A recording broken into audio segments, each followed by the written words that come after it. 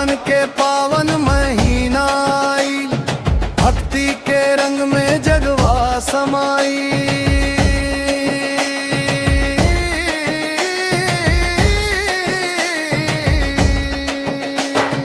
केसरिया बाना तन पर सजल, भोले के नाम से मनवा मचल।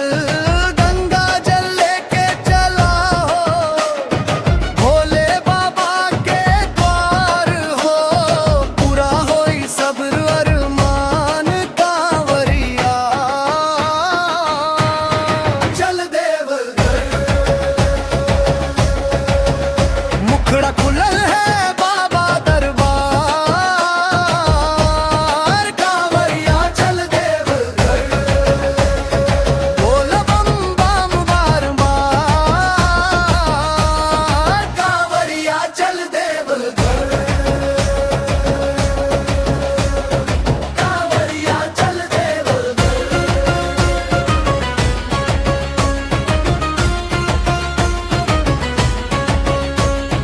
बेलपत्र धतूरा भांग चढ़ैब, श्रद्धा के दीपवा मन में जरैब।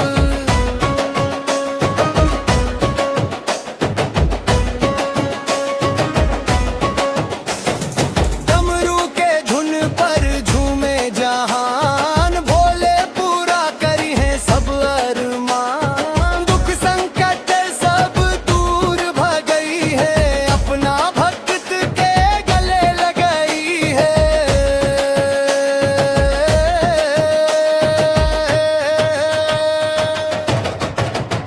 मुखड़ा खुलल है बाबा दरबार।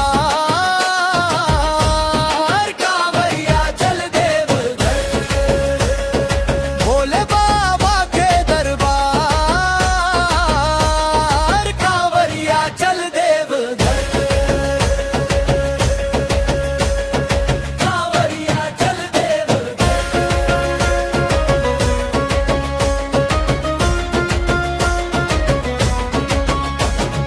हर हर महादेव के जयकार, गूंजे चारों